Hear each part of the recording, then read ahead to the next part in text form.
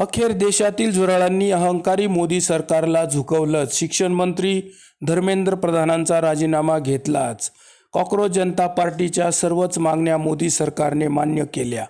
नीट परीक्षा पेपर फुटी प्रकरणी गेल्या महिनाभरापासून दिल्लीच्या जंतर मंतर या मैदानावर कॉकरोच जनता पार्टीचे आंदोलन सुरू होते. समाजसेवक सोनम वांगचुक हे उपोषणाला बसले होते. मोदी शहांच्या सरकारने सत्तेच्या अहंकारातून हे विद्यार्थ्यांचे आंदोलन चिरडून टाकण्यासाठी सोनम वांगचुक यांना दादागिरी करत उचलून दवाखान्यात दाखल केले.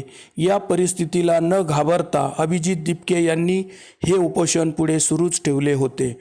20 जुलै रोजी कॉकरोच जनता पार्टीच्या झुरळांनी अर्थात विद्यार्थ्यांनी संसद भवनावर भव्य असा मोर्चा काढला होता. दिल्ली पोलिसांनी मोदी शहांच्या आदेशाने या दिवशी या विद्यार्थ्यांवर प्रचंड अमानुष अत्याचार केले. हे आंदोलन चिरडून टाकण्यासाठीचा पुरेपूर प्रयत्न केला, परंतु विद्यार्थ्यांवर केलेल्या अत्याचाराने चिडून दिपके यांनी हे आंदोलन सुरूच ठेवण्याचा निर्णय घेतला आणि मग मात्र हे आंदोलन देशाच्या कानाकोपऱ्यात पोचले. सर्वच विरोधी पक्षांनी या आंदोलनाला पाठिंबा दिला होता. आंदोलनाच्या समर्थनार्थ देशभरातून मोर्चे आंदोलन निघायला सुरुवात झाली. सरकारने 25 जुलैपर्यंत मागण्या मान्य केल्या नाही तर त्यानंतर मात्र अजून मोठे आंदोलन उभे करण्याचा इशारा अभिजित दिपके यांनी सरकारला दिल्यानंतर मात्र मोदी सरकार हादरलंच. महिनाभर आंदोलनावर ब्र शब्द न काढणाऱ्या पंतप्रधान मोदींना रात्री 12 वाजता इंस्टाग्रामवर व्हिडिओ बनवण्याची देखील सुबुद्धी सुचली. दिल्लीच्या जंतर मंतरवर विद्यार्थ्यांची गर्दी वाढायला सुरुवात झाली होती आणि या झुरळांच्या इशाऱ्याने मोदी सरकारचा अहंकार उतरत गेला. आणि मग काय, विद्यार्थ्यांची पहिलीच मागणी होती शिक्षण मंत्री धर्मेंद्र प्रधान यांचा राजीनामा आणि तो मग मोदींनी राजीनामा घेतलाच.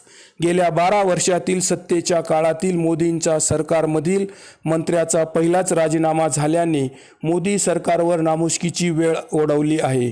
कारण गेल्या 12 वर्षाच्या बहुमताच्या सत्तेने मोदी शहांचे सरकार प्रचंड अहंकारी झाले होते. सत्तेची माज मस्ती चढली होती. यापूर्वी देशातील शेतकऱ्यांचे वर्षभर चालणारे आंदोलन चिरडून टाकले होते. तसेच महिला खेळाडूंचे आंदोलन देखील चिरडून टाकले होते.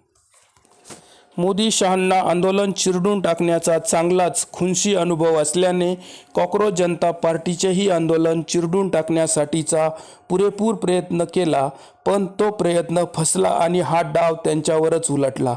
आंदोलनाची धार वाढतच गेली आणि शेवटी धर्मेंद्र प्रधानचा राजीनामा घ्यावाच लागला. याची सत्यता कळल्यानंतर अखेर राजीनामा घेतला आहे.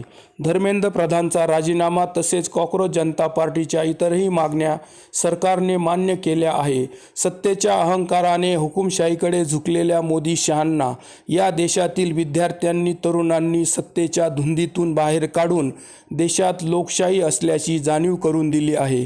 देशभरातून कॉकरोच जनता पार्टीच्या विद्यार्थ्यांचे कौतुक होत असून लोकशाही आणि संविधान पुन्हा जिवंत केल्याबद्दल धन्यवाद दिले जात आहे.